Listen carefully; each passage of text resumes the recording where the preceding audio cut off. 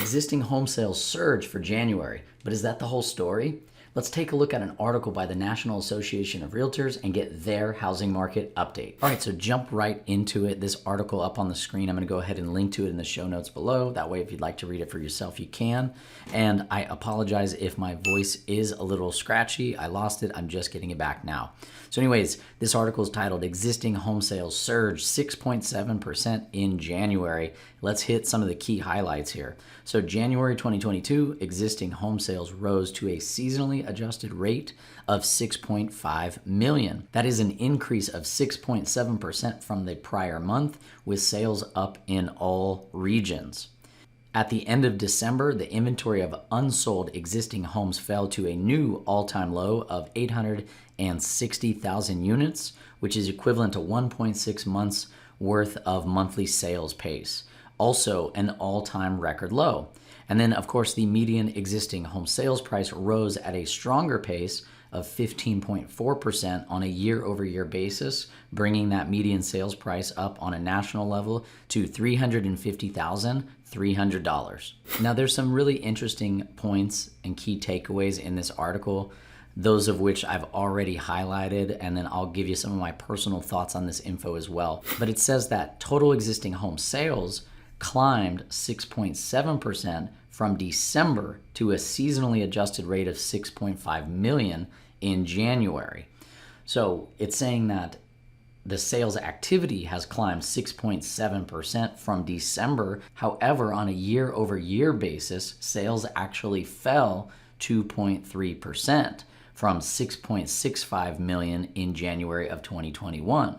So sales activity is actually a little slower as of January than it was 1 year prior. Now, highlighted in green here are the notes from the National Association of Realtors chief economist, Lawrence Young, and he says that buyers were likely anticipating further rate increases and locking in at the low rates, and investors added to the overall demand with all cash offers. Consequently, housing prices continue to move solidly higher. So basically, he is saying that buyers are anticipating additional rate hikes here moving forward.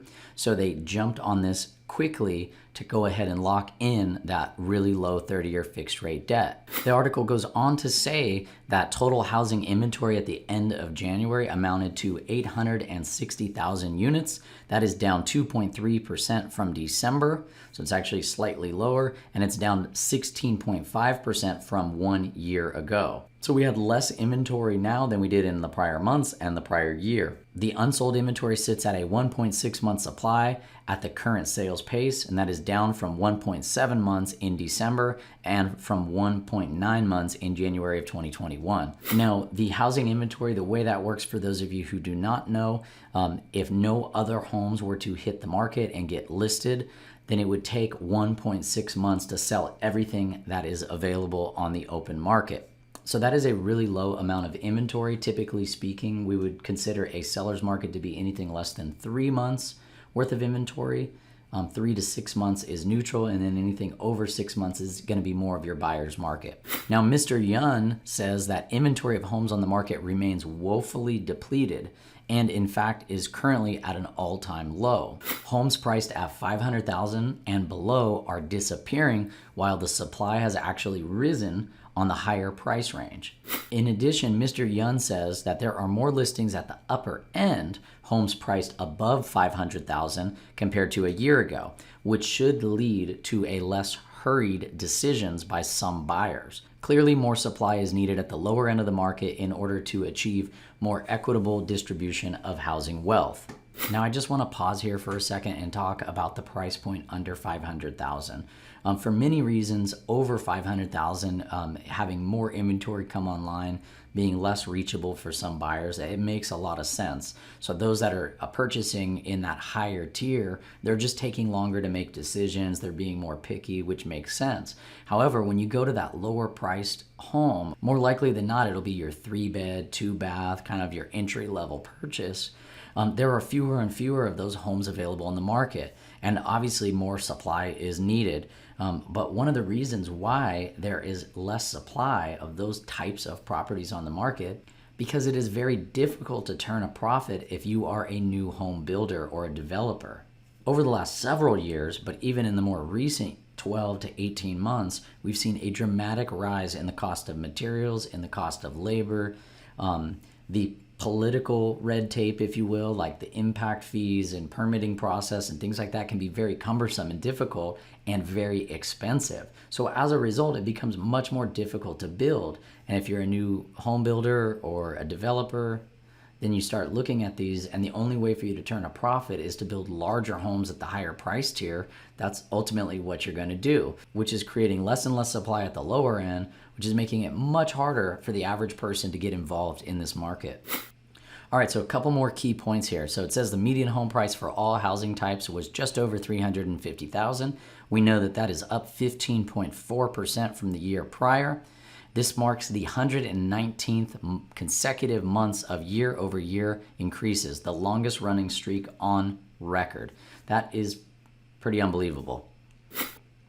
So properties typically remain on the market for 19 days in January, and 79% of homes sold in January were on the market for less than 1 month.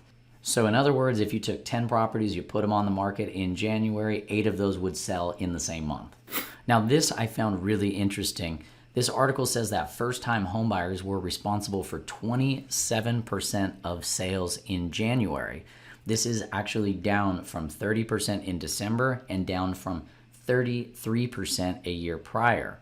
This is not necessarily the most encouraging statistic to see if you're a first-time homebuyer, because there's basically two headwinds that you're facing. Number one is the rising interest rates, or your cost to borrow is going up. And number two is that home prices continue to go up despite the rising interest rates. They haven't cooled things down yet. And we'll touch a little bit more on that here in a second. But this article goes on to say that Mr. Yun explained that the forthcoming increases in mortgage rates will be problematic for two market segments. So he says that first, some of the moderate income buyers who maybe just barely qualified for a mortgage when interest rates were lower will now be unable to afford that mortgage. And then the second thing he says is that consumers in expensive markets such as California and New York City metro area will feel the sting of nearly an additional $500 to $1,000 in monthly payments due to the rising rates. So now this is really important to talk about here just a little bit. As I mentioned, those two headwinds,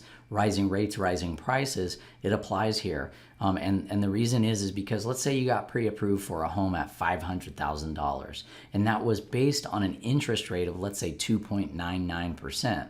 Well, if rates have gone up to 3.99%, the cost of borrowing increases. Now, let's say that 1% increase in your interest rate changes your purchasing power by about $50,000. Well, if you were approved for $500,000, now based on the higher interest rate, you can only get approved for $450,000. All the while, the price of the home is actually increasing. So it's going to be harder and harder to locate a property within that price range that you'll be able to secure and put under contract to purchase. Just a couple remaining points to wrap up the article. It says that individual investors or second home buyers who make up many of the cash sales purchased 22% of homes in January. So if we pause to just think about that for a second, investors, second home buyers, actually purchased just about 1 in every 4 transactions. On top of that, they make up a large percentage of the cash buyers. So this basically means that a first-time homebuyer will have to compete with an investor or somebody looking to purchase their second home. In addition to that, some of these folks are paying all cash. And if you're a first-time home buyer and you need to secure a mortgage to purchase your first home, it can be very hard to compete with an all-cash buyer. It doesn't mean that you can't. It just means that it's another headwind, something that you need to be aware of. All right, well, that is going to wrap it up for today's video. Thank you so much for taking the time to watch. If you got any value out of this, please consider liking, subscribing, and sharing the content with anybody that you think it might benefit. Take care.